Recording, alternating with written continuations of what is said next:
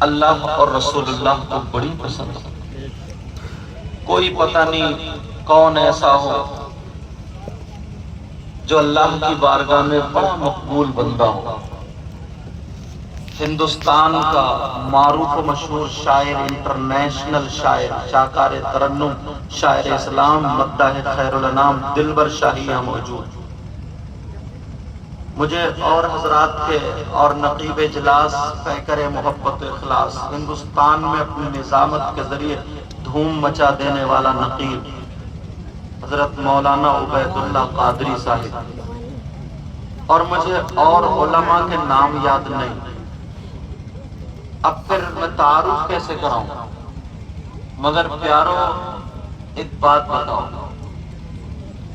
اگر میں کسی کی تعریف کروں تو میری بات بھی غلط ہو سکتی ہے، اور اگر آپ کسی کی تعریف کریں آپ کی بات بھی غلط ہو سکتی ہے، اور ناظم صاحب یا شاعر صاحب اگر کسی کی تعریف کریں تو ان کی بات بھی غلط ہو سکتی ہے، اور میرے آقا اگر کسی کی تعریف کرتے ہیں تو کیا آقا کی بات بھی غلط ہو سکتی ہے؟ بولو ہرگز۔ آقا فرماتے ہیں قال رسول اللہ صلی اللہ تعالی علیہ وسلم نظرۃ الی العالم احب الی من عبادت سنۃ مع صیامها وقیامها۔ یہ میرے گلے میں دیکھ رہے ہیں، یہ ڈال دیا اصلاح معاشرہ کانفرنس، انشاءاللہ اسی پہ گفتگو رہے گی۔ پہلے ہی گلے میں ڈال دیا لو، اور حضرت نے پڑھ کے ہی بتا دیا تھا، میں نے کہا انشاءاللہ۔ آقا فرماتی سارے علماء، یہ بزرگ علماء جو بیٹھے ہیں ادھر بیٹھے سب، یہ ان کی مہربانی اور میزبانی سمجھ لیجیے، جو مجھے کرسی بتا دیا میں بات سنا۔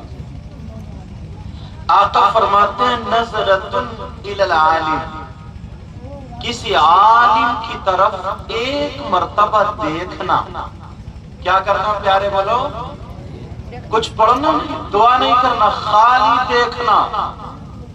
یہ کوئی مولانا نہیں کہتا، نبی فرماتے نظرۃ الی العالم، کسی عالم کی طرف ایک مرتبہ دیکھنا، احب الی من عبادت سنۃ، آقا فرماتے مجھے ایک سال کی عبادت سے زیادہ پسند۔ یہ وہ علماء، اور ایک موقع پہ آقا نے فرمایا الا ادلکم علی اشرف اہل الجنہ، قالوا یا رسول اللہ صلی اللہ تعالی علیہ وسلم بلا، قال رسول اللہ ہم علماء امتی۔ ترجمہ کروں گا، بڑا مزہ آئے گا۔ صحابہ سن رہے تھے، نبی بیان کر رہے تھے، سننے والے صحابہ اور خطیب میرے آقا۔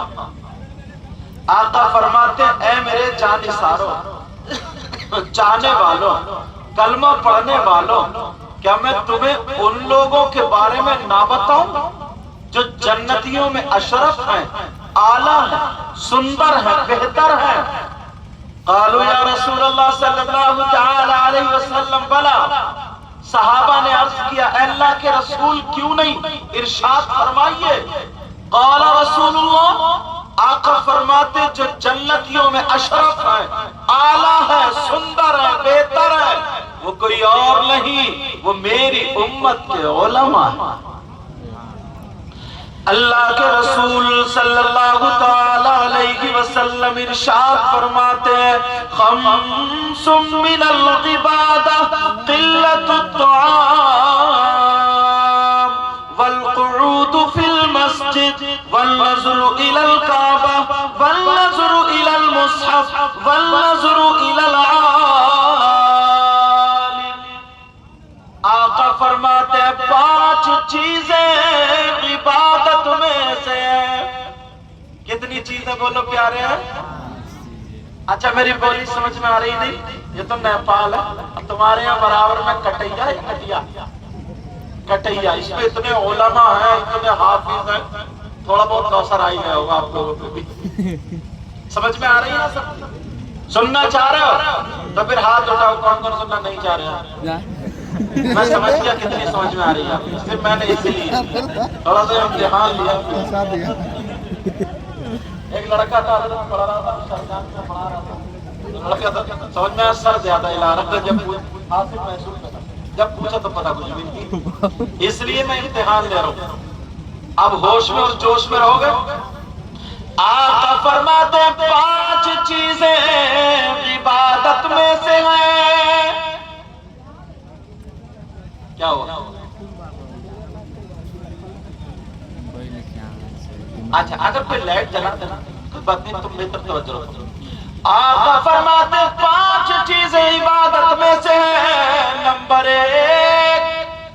قلت الطعام کم کھانا عبادت کیا کرنا عبادت بولو بولو کیا کرنا اب تو ڈر رہے ہو نا سیدھا سیدھا چلو گا بولو کم کھانا عبادت اور اپنا کیا حال ہے اچھا مال اگر مل جاتا ہے کم کھاتے ہو 2 لقمے زیادہ آقا فرماتے کم کھانا عبادت نمبر 2 والقعود فی المسجد مسجد میں بیٹھنا عبادت نمبر 3 والنظر الی العالم آقا فرماتے قلت الطعام کم کھانا عبادت نمبر 2 والقعود فی المسجد مسجد میں بیٹھنا عبادت نمبر 3 والنظر الی الکعبہ کعبے کو دیکھنا عبادت نمبر 4 والنظر الی المصحف قرآن پاک کو دیکھنا عبادت نمبر 5 والنظر الی العالم عالم کا دیدار کرنا عبادت مسجد جاتے ہو بولو ہمارے یہاں سنیوں میں بہت کمی ہے اتنے کھڑے ہو کر کے اتنے کود کود کے جلسے میں نعرہ لگائے گا نعرہ تکبیر نعرہ رسالت اور نماز سب بول ہے مسجد تو نہیں جا سکتا ایک نعرہ لگایا جنت اپنے ابا کی اگر کلمہ پڑھا من قال لا الہ الا اللہ دخل فی الجنہ جائے گا تو جنت میں مگر قبر میں پہلے اس سے ڈینٹنگ پینٹنگ پٹائی دھلائی سب ہوگی اس کے بعد جائے گا آقا فرماتے بالقعود فی المسجد مسجد میں بیٹھنا عبادت علامہ زمخشری لکھتے ذرا سنو اگر کوئی اللہ کا بندہ مسجد میں خالی جا کر کے بیٹھتا ہے نماز پڑھنی اس نے خالی وقت ہے اس کے بعد جا کے بیٹھ گیا وضو بنا کر کے بیٹھ جائے علامہ زمخشری لکھتے جتنی دیر اگر مسجد میں بیٹھے گا آدھا گھنٹہ بیٹھے گا تو سینکڑوں مرتبہ سانسیں لے گا ہزاروں مرتبہ سانسیں لے گا علامہ زمخشری لکھتے ہیں اگر کوئی مسجد میں خالی بیٹھ جائے کچھ بھی نہ پڑھے تسبیحات نہ پڑھے قرآن کی تلاوت نہیں کر رہا ذکر و اذکار نہیں کر رہا خالی بیٹھا تو بیٹھنے پر جتنی سانسیں لے گا اللہ تعالیٰ اسے ہر سانس پر 400 نیکیاں عطا فرمائے گا اصلاح معاشرہ نہیں جا کے بیٹھتے ہو ٹائم ملتا تھا چوراہوں پہ بیٹھے گا چائے کی دکانوں بیٹھے گا سیاست کی باتیں کرتے کرتے منہ تھکتا نہیں زبان تھکتی نہیں اور پتہ چل جائے کوئی آیا تو ادھر سے ادھر سے کبھی عالم کے پاس جا کر کے نہیں بیٹھتا نماز نہیں سدھار سکتا اپنے آپ کو نہیں سدھار سکتا اور بیٹھے گا بھی تو وہاں بھی بیٹھ کے پڑھ پڑھ کرتا ہے توجہ رکھو ذرا میری طرف اور تم تو بڑے خوش قسمت ہو آج تم نے پیر صاحب جو بلائے ہیں معلوم ہے کہاں کے وہ بھی بلگرام شریف کے جس زمین کو اعلیٰ حضرت نے جنت کا ٹکڑا کہا اور بلگرام شریف کو جن شخصیات کی بنا پر جنت کا ٹکڑا کہا گیا ہے اعلیٰ حضرت نے کہا ہے انہی شخصیات کی اولاد میں سے ایک خوشبودار پھول پیر طریقت رہبر شریعت حضور الشیخ سید سہیل میاں صاحب قبلہ دامت برکات العالیہ والقدسیہ یہاں پر جلوہ گر ہو چکے کچھ دیر میں آئیں گے لیکن بات نکل نہ جائے توجہ رکھنا. آقا فرماتے ہیں 5 چیزیں عبادت میں سے نمبر 1 والقعود، پہلے تو کم کھانا عبادت. نمبر 2 والقعود فی المسجد، مسجد میں بیٹھنا عبادت. دل لگاؤ گے مسجد سے؟ بولو دل لگاؤ گے مسجد سے؟ مسجد میں جانے کی عادت بناؤ گے. اگر نماز جس کو یاد نہ ہو نماز یاد کر لیو، کوئی پتہ نہیں شام کو سو صبح کو آنکھ کھلے یا نہ کھلے. یہ جو لکھا نا اصلاح معاشرہ کانفرنس، اس کا مطلب یہ معاشرے میں جو برائیاں ہیں نا ان کی اصلاح کرنے کے لیے یہ جلسہ. میں نے ترجمہ ایسے کر دیا تو سب سمجھ جاؤ. اس کا مطلب سمجھ. اب دیکھو اپنے اندر جھانک کر کے دیکھو، سماج میں جھانک کر کے دیکھو. ہم لوگ خالی بیٹھے رہتے، دکانوں پہ بیٹھے رہتے، ادھر ادھر بیٹھے رہتے. اب ذرا حدیث شریف سنو مجھ سے اور میں آگے چلوں، آگے بڑھوں اگر اجازت ہو. قال قال رسول اللہ صلی اللہ تعالی علیہ وسلم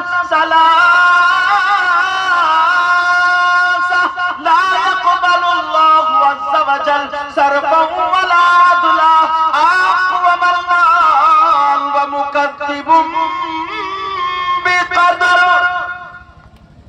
اکثر باتیں یا تو قرآن شریف پہ لا کے ٹیکوں گا یا حدیث شریف پر ذمہ دار علماء بیٹھے ہیں. تمہاری یہ خوش قسمتی ہے. اب ذرا اپنے گریبان میں جھانک کر کے دیکھے. اللہ آقا فرماتے میری امت میں 3 قسم کے لوگ ایسے ہیں جن کی کوئی عبادت قبول نہیں ہوتی ہے. کتنی قسم کے بولو؟ اگر وہ نماز پڑھے تو ان کی نماز قبول نہیں، جلسہ کرے تو جلسہ قبول نہیں، روزہ رکھے تو روزہ قبول نہیں، حج کرے تو حج قبول نہیں، زکات دے تو زکات قبول نہیں. ان کا نہ فرض قبول ہے، نہ واجب قبول ہے، نہ سنت قبول، نہ نفل قبول. کوئی بھی عبادت اللہ کی بارگاہ میں قابل قبول نہیں. لا يقبل اللہ عز وجل صرفا ولا عدلا. جس کا نہ فرض قبول ہے نہ نفل قبول ہے. فرض اور نفل کے بیچ میں ساری عبادت، کوئی بھی عبادت اللہ کی بارگاہ میں قابل قبول ہے. کون ہے وہ؟ تم میں بھی کم سے کم 5 سے 10 آدمی ہوں گے. اگر اجازت ہو تو کھولوں، بتاؤں کون کون ہے وہ؟ سننا چاہ رہے؟ ڈر گئے کیا؟ میں تو تمہارے یہاں پہلی مرتبہ آیا، مجھے تو نام پتہ نہیں ہے نا، مگر حدیث رسول پتہ، اس لیے سنا کر کے جا رہا ہوں. ہم لوگ نا بہت ہمارے نفس موٹے ہو گئے. ذرا ایک مرتبہ اپنے خود کا محاسبہ کیا کرو، اپنے خود کو دیکھا کرو صبح سے شام. اتنے مجمع میں پہلے ایک بات بتاؤ، کتنا برا شخص ہوگا وہ جس پر کم سے کم 10 مرتبہ اللہ کی لعنت پڑ جائے. بولو برا ہوگا نہیں ہوگا؟ کوئی ایسا ہے تمہارے یہاں اس مجمع میں جس پہ اللہ کی لعنت پڑتی ہے؟ کوئی نہیں نا. میں بتا رہا ہوں کم سے کم 50%. اور حضرت معاف کرنا، بڑے بڑے علماء بیٹھے، اب تم ہی نہیں ہم مولانا لوگوں میں سے بھی ایسے ہو گئے جن پہ اللہ کی لعنت پڑ رہی ہے. آپ کہیں گے کون ہے؟ میں حدیث پڑھوں. اگر کہیں گے کون ہے، قرآن شریف کی آیت سے ثابت کروں گا. اگر میں کسی مولانا کی بات کہوں تو ہو سکتا ہے یہ کہ میں ان کی نہیں مانتا. کون ہے وہ جس پہ اللہ کی لعنت پڑتی ہے؟ آپ ذرا سن لو، جلسے میں آنے والوں اللہ کی لعنت سے بچ جاؤ. پھر میں حدیث کا ترجمہ کروں گا. قرآن شریف کی آیت دیکھو، اللہ فرماتا بسم اللہ الرحمن الرحیم لعنت اللہ علی الکاذبین. اللہ فرماتا جھوٹوں پر اللہ کی لعنت ہے. کس پر اللہ کی لعنت بولو؟ اور اپنا کیا حال ہے صبح سے شام تک ذرا جائزہ لو. ہر آدمی 10 مرتبہ بول دیتا ہے. بولو قرآن کی آیت غلط ہو جائے گی؟ اور یہ جو موبائل ہے نا موبائل، اس نے تو بڑے بڑے مولانا سے جھوٹ بلوا دیا. کہاں پہنچے حضرت؟ ہے مظفر پور تو بتا رہے سیتا مڑھی. یہ بھی جھوٹ ہے. اللہ فرماتا ہے لعنت اللہ علی الکاذبین. میری کڑوی باتیں سن لینا، یہ جھوٹوں پر اللہ کی لعنت. اب اگر اللہ کی لعنت سے بچنا ہے، حاجی صاحب نے یہ پروگرام کرایا ہے، انہیں دعائیں دینا اللہ ان کے حج کو حج مبرور اور مقبول فرمائے. لیکن سنو، آج کے بعد زبان پر جھوٹ نہیں آنا چاہیے. اگر اللہ کی لعنت سے بچنا چاہتے ہو اور اگر جھوٹ بولو گے تو اللہ خود فرماتا جھوٹوں پر اللہ کی لعنت ہے. تمہیں بات چھوٹی چھوٹی لگ رہی ہے لیکن اصلاح معاشرہ بڑی کام کی بات ہے. کون لوگ ہیں جن کی عبادتیں قبول نہیں؟ یار کون سا ایسا گناہگار ہوا، کون سا اس نے گناہ کیا؟ نبی فرماتے ہیں ثلاثہ، 3 قسم کے لوگ ایسے لا يقبل اللہ عز وجل صرفا ولا عدلا، جس کا نہ فرض قبول ہے نہ نفل قبول ہے، کوئی بھی عبادت اس کی اللہ کی بارگاہ میں قابل قبول ہے. کون ہے وہ؟ گریبان میں چھانٹ کے دیکھو. تمہیں جنت میں لے جانے والی باتیں بھی نہیں بلکہ تمہیں تمہارے نفس کو مارنے والی باتیں بتانا چاہتا ہوں تاکہ پھر تم صحیح ہو کر کے جنت کے راستے پر جاؤ. خالی بھلانا نہیں چاہتا. نبی فرماتے 3 قسم کے گناہگار ایسے ہیں جن کی کوئی عبادت قابل قبول نہیں. نمبر 1 بتا دوں تاکہ پتہ چلنا چاہیے. سوچ رہے ہو کہ یار کتنا بڑا گناہ کرنے والا ہو. نمبر 1 کل والدی، جس کی کوئی عبادت قابل قبول نہیں، وہ کوئی اور نہیں، وہ ہے جو اپنی ماں اور باپ کو ستاتا ہے، جو ماں باپ کو تکلیف دیتا ہے، جو ماں باپ کا نافرمان ہے، جو ماں باپ کا کہنا نہیں مانتا، جو ماں باپ پر ظلم کرتا ہے، ماں باپ کو تکلیف دیتا ہے. کوئی مولانا نہیں فرماتے، نبی فرماتے ہیں اس کی کوئی بھی عبادت اللہ کی بارگاہ میں قابل قبول نہیں. اب مجھے پتہ نہیں تمہارا کیا حال ہے، مجھے پتہ نہیں، لیکن میں حدیثیں پڑھوں گا، قرآن کی آیتیں پڑھوں گا اور سب لوگ اپنی اپنی اصلاح کرتے چلے جائیں. نبی فرماتے ہیں جس کے ماں باپ جس سے ناراض ہے اس کا نبی بھی ناراض، خدا بھی ناراض، اور جب نبی ناراض خدا ناراض، اس کی کوئی بھی عبادت اللہ کی بارگاہ میں قابل قبول نہیں. اب یہ بھی پیغام ملا. سمجھ رہے میری بات؟ کوئی ماں باپ کو ناراض رکھے گا؟ بولو نہیں رکھ سکتا. نہیں. اچھا ایک بات بتاؤ، تم چاہتے ہو تمہاری دعائیں قبول ہو جائیں؟ بولو. اور کون چاہتا ہے؟ میں بھی چاہتا ہوں تمہاری دعائیں قبول. اللہ والوں کی بارگاہ میں جایا کرو، اللہ والوں کی بارگاہ میں مزار شریف پہ جا کر کے دعا مانگتے ہو، اللہ والوں کی بارگاہ میں جا کر کے دعا مانگتے ہو، دعائیں قبول ہوتی ہیں. مگر یہ بھی سن لیو اس اسٹیج سے، مزار شریف پہ جانا مردوں کا جائز ہے، احناف کے نزدیک عورتوں کا مزارات پر جانا جائز نہیں. سمجھ رہے میری بات؟ یہ بھی سن لینا. احناف کی بات کر رہا ہوں اور الحمدللہ سب احناف ہیں.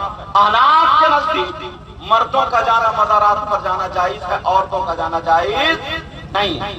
مگر جس مزار پہ دیکھو تو عورتیں پٹی پڑی، کسی پہ جن ہے، کسی پہ بھوت ہے، کسی پہ کچھ ہے، کسی پہ کچھ ہے. اور مشکل سے 100 عورتیں اگر مزار پہ کود رہی ہے، پات رہی، 5 ایسی ہوں گی جن پہ کوئی اثرات ہوں گے اور 95 خالی ٹھچوکلا. ماحول بگاڑ کے رکھ دیا. اور یہ جو نا وہ والے میاں لٹیرے، وہ بھی سن لے کان کھول کر کے، یہ جو ناجائز پیسہ لیتے، جو لٹیرے میاں جو جھوٹ بولتے ہیں اور جو ادھر کا ادھر ادھر کا ادھر کرتے، گھروں میں لڑائیاں، سمجھ لیں ان کے بھی دماغ میں کیڑے ڈال دیے جائیں گے اور ان کی آنکھوں میں لوہے کے سریے پگھلا کر کے جہنم کی آنکھوں میں ٹپکا دیا جائے گا. گھروں میں لڑائی اور جھگڑے کر دیے. لیکن سنو، تم بھی ایک بات سن لو، یہی پہ ایک حدیث سنا دوں تاکہ پتہ چل جائے. بیٹا بیٹا آرام سے بابو، او بابو ادھر کچھ ہو رہا، آرام سے توجہ رکھو. آپ بلاؤ آرام سے پلاؤ، لیکن سنو ذرا توجہ رکھو میری طرف. ایک مرتبہ حضور صلی اللہ تعالی علیہ وسلم نے صحابہ کے درمیان ارشاد فرمایا، یہ تمہارے سننے کی بات سن لینا، اصلاح معاشرہ نا. یہ کیا فرمایا؟ میرے نبی نے فرمایا، صحابہ سے آقا ارشاد فرماتے، او میرے چاہنے والوں، اب بیان کر رہے ہیں، کہا سنو، اگر اللہ تعالیٰ جس کو 3 بیٹیاں دے اور اس کے پاس 3 بیٹیاں ہوں اور وہ تینوں بیٹیوں کی صحیح پرورش کر دے تو وہ جنت کا حقدار ہو جاتا ہے. بیٹیوں کو لوگ زحمت سمجھتے تھے نا، 3 بیٹیاں ہوں، لیکن جملہ سمجھ رہے نا، صحیح پرورش کر دے. ایک صحابی کھڑے ہو کر کے عرض کرنے لگے، آقا جس کے پاس 3 نہیں ہو 2 بیٹیاں ہو تو؟ سوال کر دیا، اگر جس کے پاس 2 بیٹیاں ہو تو؟ میرے نبی فرماتے ہیں، اگر جس کے پاس 2 بیٹیاں اور وہ 2 کی صحیح پرورش کر دے تو وہ بھی جنت کا حقدار. بیٹیوں کی وجہ سے جنت کا حقدار. اب ایک صحابی اور کھڑے ہو گئے، کہنے لگے، سوڑے آقا، پیارے آقا، میں بھی کچھ پوچھنا چاہتا ہوں. نبی بولے، پوچھو، تم بھی پوچھو پوچھو. کہنے لگے، آقا جس کے پاس 3 بیٹیاں نہ ہو، جس کے پاس 2 بیٹیاں نہ ہو، اگر جس کے پاس 1 بیٹی ہو اس کے بارے میں کیا فرماتے ہیں؟ آمنہ کے لال ارشاد فرماتے ہیں، اگر جس کے پاس 1 بیٹی ہو اور وہ صحیح پرورش کر دے تو وہ بھی جنت کا حقدار. بیٹی زحمت نہیں ہے، رحمت ہے. بیٹیوں کی وجہ سے جنت کا حقدار.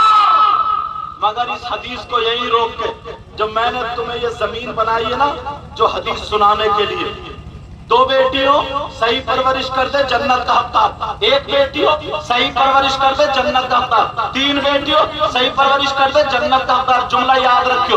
اب آقا فرماتے، ثلاثہ لا يدخلون الجنہ